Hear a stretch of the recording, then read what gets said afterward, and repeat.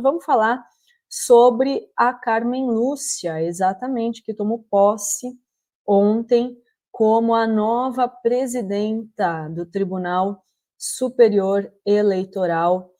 Então, as eleições desse ano, quem vai estar à frente do TSE é a Carmen Lúcia, que assumiu o lugar do Alexandre de Moraes. Fez um elogio bem grande ao ministro, né, do Supremo, Alexandre de Moraes. Vou pôr um trecho aqui do discurso dela, e fez também um duro discurso contra as fake news, prometeu punição aos produtores de mentiras e elencou prioridades aí na sua gestão. Vou pôr um trecho do discurso dela de ontem, Rovai, que diz que a mentira digital multiplicada em cada extensão planetária não vira verdade, não desfaz os fatos, não engole a liberdade, mas é fabricada para destruir as liberdades. Então, além do elogio a Moraes, ela falou, né, bem firme contra essa disseminação de fake news, uma semana depois do Congresso, né, manter o veto do Jair Bolsonaro à criminalização de quem, né, dissemina fake news durante a eleição. Uma semana depois assume Carmen Lúcia, fazendo aí esse discurso duro contra os disseminadores de fake news. Vamos ver um trechinho do discurso de ontem da Carmen Lúcia, onde ela faz rasga elogios ao Alexandre de Moraes e faz essa fala sobre as mentiras, né? E que deu continuidade aos trabalhos de todos os que nos antecederam nesses 92 anos de existência da Justiça Eleitoral, deste ramo do Poder Judiciário que tanto tem desempenhado papel determinante em favor da democracia brasileira, especialmente em 2022. A atuação deste grande ministro Alexandre de Moraes foi determinante para a realização de eleições seguras, sérias e transparentes em momento de grande perturbação provocada pela ação de antidemocratas que buscaram quebrantar os pilares das conquistas republicanas dos últimos 40 anos. Não ter tido êxito aquela empreitada criminosa foi tarefa de muitos, especialmente do Supremo Tribunal Federal e deste Tribunal Superior Eleitoral, com destaque que ficará para sempre creditado à ação firme e rigorosa do ministro Alexandre de Moraes. Por isso, ministro, por muito mais que ainda há a fazer, porque a democracia é um afazer permanente, pelas instituições democráticas brasileiras, muito obrigada como cidadã e como juíza.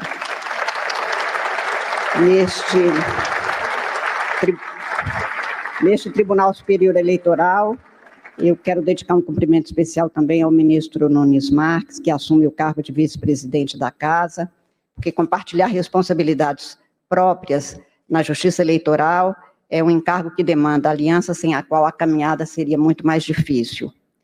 E um cumprimento muitíssimo especial e carinhoso aos servidores da Justiça Eleitoral brasileira, um modelo de profissionais dedicados e comprometidos, que são diretamente responsáveis por assegurar que os mais de 150 milhões de eleitores brasileiros compareçam a seus locais de votação no dia das eleições e tudo pareça fácil, e não é. Para que, novamente, é garantido, mas cada vez é assegurado, aquele espaço de sacralidade democrática, no qual o cidadão encontra a urna e nela deposita, com seu voto, a escolha de seu destino cívico. Temos no Brasil 96.204 locais de votação, mais de 570 mil urnas eletrônicas disponibilizadas, com a mesma segurança que essa justiça dá a cada eleitora, a cada eleitor brasileiro. Essa cerimônia repete-se porque a República o exige, a Constituição determina e a democracia a impõe. Alternam-se as pessoas no cargo para não haver mudança nos objetivos republicanos, base da Constituição brasileira. Mais uma vez, é ano de eleições livres e democráticas no Brasil. De eleições, no plural. São quase 6.000 eleições, esse é o número de municípios. E esse é um tempo de pergunta e resposta da cidadã e do cidadão a si mesmo. Que cidade quero? Como a quero? E em quem confio para se chegar ao que aspiro e de que preciso? A pergunta é de todos, a resposta é pessoal, livre e, segundo a vontade de cada qual, pode ser secreta, como o voto. O que distingue esse momento da história de todos os outros é o ódio e a violência, agora utilizados como instrumentos por antidemocratas para garrotear as liberdades, contaminar escolhas e aproveitar-se do medo como vírus a adoecer pela desconfiança as relações de cidadãs e cidadãos. Assim, o dono do vírus produz o próprio ganho político, econômico, financeiro, social e agora quer também o eleitoral. O algoritmo do ódio, invisível e presente, senta-se à mesa de todos. É preciso ter em mente que ódio e violência não são gratuitos. Instigados por mentiras e vilanias, reproduzem-se e esses ódios parecem intransponíveis. Não são. Contra o vírus da mentira, há o remédio eficaz da liberdade de informação séria e responsável. A raiva desumana que se dissemina, produzindo guerras entre pessoas e entre nações, tem preço. E o preço pago por ceder ao medo e aos ódios é a nossa liberdade mesma. O fermento do ódio ao outro é o medo. Propaga-se a inaceitação da diferença, que pode enriquecer a vida, mas que se divulga como se fosse uma afronta a ser diferente. Prega-se falsa unanimidade em bolhas, como se fosse igualdade. Não é. As mentiras que nas redes sociais se maquinam, alimentando indústrias e enricando seus donos, não substituem a vida, mas dificultam a ação responsável das pessoas. A mentira é um insulto à dignidade do ser humano, um obstáculo para o exercício pleno das liberdades. Um dos desafios contemporâneos e que ocupa parte da ação da justiça em geral e da justiça eleitoral no Brasil especificamente, para que não prospere, a mentira espalhada pelo poderoso ecossistema digital das plataformas é um desaforo tirânico contra a integridade das democracias. É um instrumento de covardes e de egoístas. Por essas mentiras se busca contaminar a dignidade civilizatória conquistada até o presente pela garantia dos direitos humanos. A mentira digital, multiplicada em extensão planetária, não vira verdade, não desfaz fatos, não engole a liberdade, mas é fabricada para destruir as liberdades. Instrumento espúrio, a mentira digital maquia-se como lantejoulas brilhosas nas telas, a seduzir o olhar e cegar o raciocínio sobre o que é mostrado. Mentira amolece a humanidade porque planta o medo para colher a ditadura, individual ou política.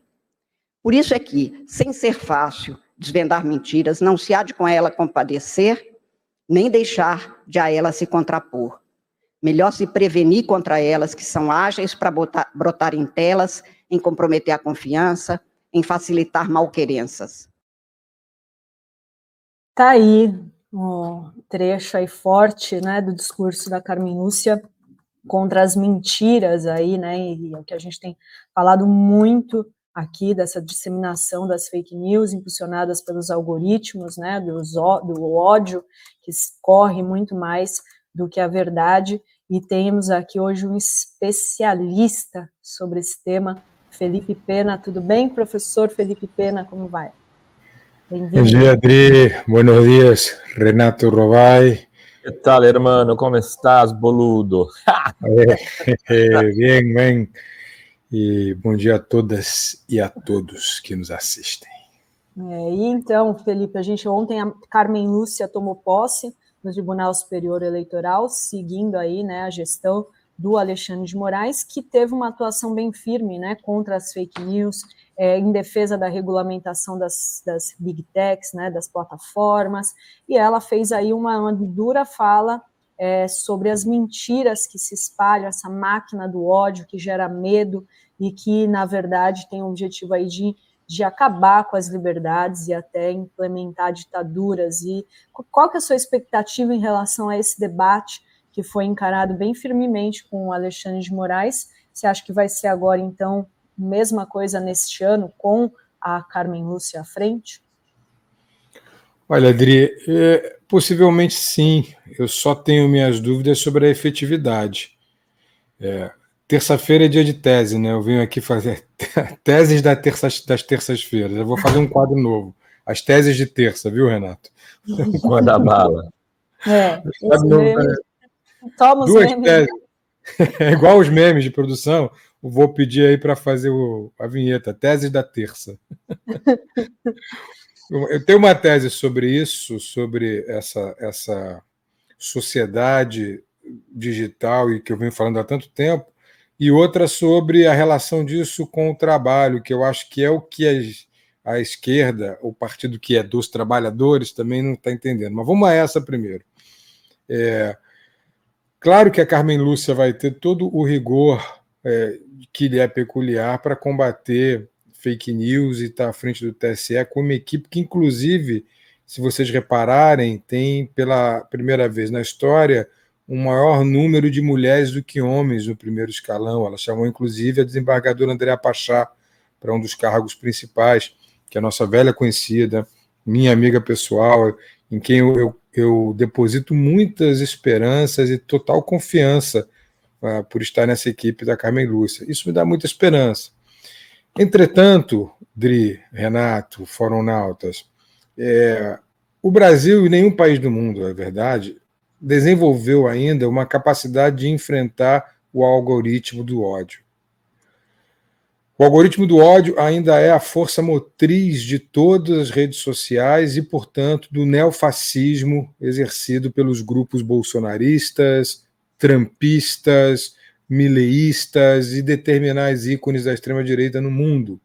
E ainda não há um antídoto para isso, e muito menos um corpo jurídico que abrace esse antídoto. Vamos lembrar que não votamos o PL das fake news, e não vamos votar tão cedo, porque já foi retirado de pauta e o relator Rolando Silva já foi defenestrado pelo presidente da Câmara, Arthur Lira. Como é que se produzem antídotos além da lei, que seria uma forma e não toda? Com pesquisa, mas parece que temos pouco interesse nisso, Renato. E eu falo isso aqui desde que estou no programa. O Renato já fez um desabafo maior aqui, acho até sobre a falta de articulação política do governo na sua última intervenção que eu vi, com mais ênfase. Mas a política só é possível se a comunicação está muito bem direcionada. E ela não pode estar bem direcionada porque se não há uma capacidade de reação nos meios digitais, se não há uma capacidade a reagir a esses algoritmos movidos pelo ódio. E é por isso que eu digo sempre que a linguagem, que a frase é a linguagem estúpida, em substituição àquele bordão, é a economia estúpido que foi cunhado pelo James Carville, o marqueteiro do Bill Clinton, na campanha contra o George Bush, em que ele foi vencedor. É a linguagem estúpido, mas nós ainda não temos a linguagem esclarecida dos algoritmos, a linguagem das redes sociais para combater o neofascismo que se expressa pelas redes sociais. Porque o ódio é muito fácil de ser expresso, Dri. É muito fácil levantar uma mentira, porque a mentira é sempre escandalosa. A mentira é sempre um absurdo. E já dizia o Olavo de Carvalho nos seus escritos, e o próprio Steve Bannon orienta isso. Quanto mais absurda for a notícia, melhor para a extrema-direita. Porque mais vai chamar a atenção e mais vai ocupar o nosso espaço, mais vai ocupar o espaço da imprensa séria, porque a gente vai ter que desmentir aquilo que é um absurdo, que deveria ser desmentido por si próprio, mas não é. E aí, no tempo em que a gente está desmentindo, a gente está perdendo esse tempo que poderia ser usado para uma proposta afirmativa e para difundir notícias verdadeiras e não essas mentiras escabrosas que são as fake news. Vai acontecer na eleição, com o agravante da inteligência artificial. Mesmo a ministra tendo dito que estará proibido, é muito simplório, gente, só queria que vocês entendessem isso. A ministra dizer que vai estar proibido deepfake, que vai estar proibido colocar a voz artificialmente, isso é muito simplório, queridos, porque isso se dá nas profundezas da internet, nos grupos de WhatsApp mais privados. Isso vai acontecer, já está acontecendo, já aconteceu, e o TSE tem pouca coisa a fazer. A verdade é essa, os TRS têm pouca coisa a fazer contra isso. Então eu vejo com bons olhos por ser a ministra, vejo que a equipe foi bem montada, mas vejo que ainda não há instrumentos legais, jurídicos e tecnológicos para impedir isso. A gente está atrasado nesses 3 pontos. Não temos a linguagem, não temos a lei e não temos os meios tecnológicos ainda. Então, é muito difícil, desculpe-me por ser pessimista, mas essa é a minha primeira tese.